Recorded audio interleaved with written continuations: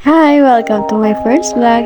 For today's video, nandito tayo ngayon sa Puerto Galera. Maaga akong natapos sa gawain sa school, kaya tara na, samahan niyo akong libutin ang ganda ng Puerto Galera.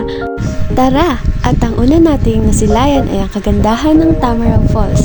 Napakalamig ng pakiramdam ko dito, mga kakalma. Gaya ng panlalamig ng jowa mo sa'yo. Charot!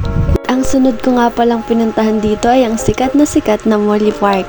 Kung hindi nyo nga naiitanong, isa nga pala akong tourism student at talagang worth it nga ang pagpunta ko dito dahil bukod sa magagandang tanawin ay madami din akong natutunan. Napakasulit nga pumunta dito. Pwede mo isama ang buong pamilya mo, jowa mo kung meron man, o pwede din na katulad ko lang ikaw na gusto mag-enjoy at mag-unwind, ika nga, ay okay na okay ka dito. Bukod nga sa magandang ambience at aesthetic ng mga design nito, di nyo talaga akalain na libre lang dito. At dito, lumabas na nga po ako at syempre, flex muna ng ating outfit.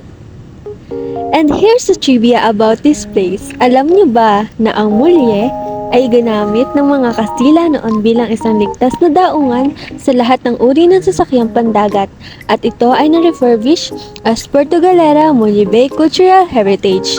And dito makikita ninyo ang iba't iba at kamangha-mangha mga tourist spots and attraction sa buong Puerto Galera. At sobra ko ngang nagustuhan ang lugar na ito. Kaya naman, naparampa ako dito ng todo. Nirampahan ko ang 4 na sulok ng barko. And guess what? Napaisip ako kung ako na nga ba ang future beauty queen ng Bako. Charot! Sobrang nga akong na-amaze dito sa lugar na ito.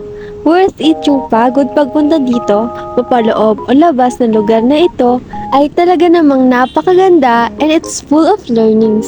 At kahit asa kolehiyo pa lang ako, alam kong hindi ako magsisisi sa kursong tinaha ko sapagkat ngayon pa lang, napakasaya na habang nag-e-enjoy ka at nasasaksihan mo ang magagandang mga tanawin ay madami kang napupulot ng mga panibagong kaalaman na maaari mong magamit kapag ikaw ay isang ganap na tourism professional.